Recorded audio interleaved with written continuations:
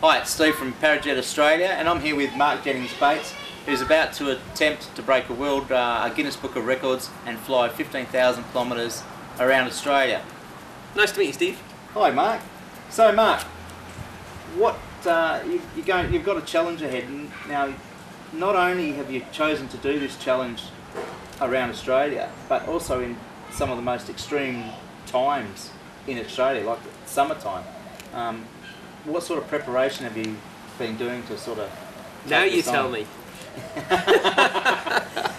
Oh, well, I mean, you know, apart from the flies and the 40-degree temperatures and the massive thermals, I mean, I can't see any other issues that you could come across, really. Yeah, you know, I think at the end of the day, there's some restrictions that we had on when we could do a project like this.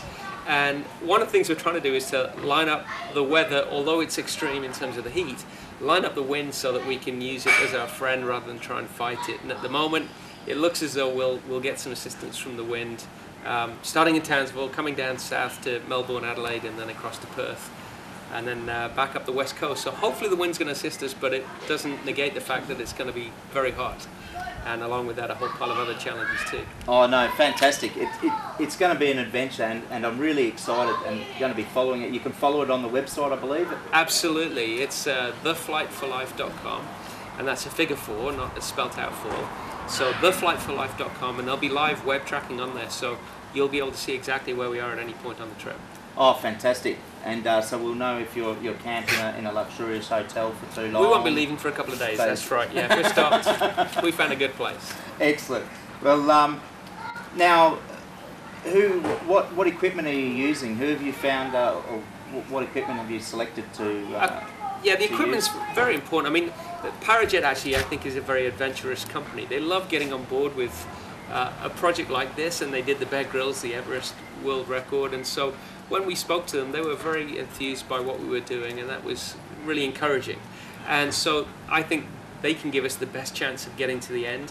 And given the fact that we need to cover a lot of ground, not in a limited time, but there's a specific time we all have, we can't take forever to do it, and of course we're in some fairly thermic air, then going to a reflex wing was really important. And so Dudek provided us with what we think is a very stable platform, but also with reflex technology with their wings. So we're really excited to be flying with Dudek equipment as well. And then the other piece of very important equipment for us is the Flymaster Live, the new Varios from Flymaster. And not only does that give Glenn and I security that we can find each other in the air with their technology, but it also allows us to track the project for Guinness so that they can do their adjudication at the end of the day too. So some very important equipment for us, for sure.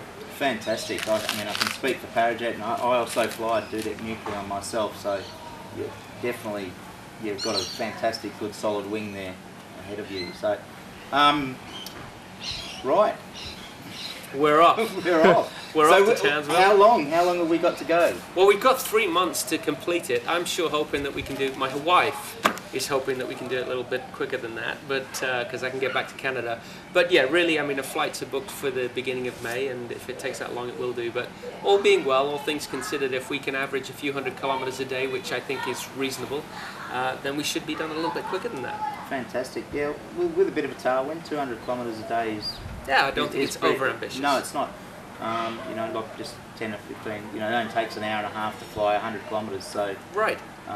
With a slight tailwind, so yeah, fantastic. And is there any other issues that you think that might crop up along the way? Well, I think it's logistics. I mean, one of the challenges that we have is we haven't got a vehicle sponsor, so we've ended up on a fairly thin budget looking at what vehicle we can find. So we're going to be on a tight budget, which means it's a very good... it's a serendipity that all 4 of us are actually pretty good at tearing an engine apart and putting it back together, because we may end up doing that in the middle of the bush. But so I expect less problems with the wings and the motors than I do with the actual ground support. So thank goodness we've got someone like Craig who can help us out, and Bud is an automobile journalist, he can do it, and Glenn and I can pull an engine apart. So we'll that's as much of the adventurous flying. We're just going to meet some fantastic characters in the outback, see some amazing scenery that we can share with people too. Are you going to, have you got any iconic Australian icons that you definitely want to fly over, like maybe the Ayers Rock or yeah, I some think of the a other stuff? lap around Ayers Rock. I mean, obviously we need some permission with the Aboriginals to be able to do that, but a lap around Ayers Rock is the iconic finish to the whole event, to be very honest. So it would be great if we can find that kind of scenery and just show people what a beautiful place Australia is. Definitely. Oh, that would be fantastic. I'm sure you'd get the permission from the locals if they knew what you were doing. Yeah, let's hope so. Yeah. So excellent. All right, signing off. This is Steve from Parajet Australia. All the best, Mark. Cheers, Steve. I hope it all goes well for you. We'll see you back here in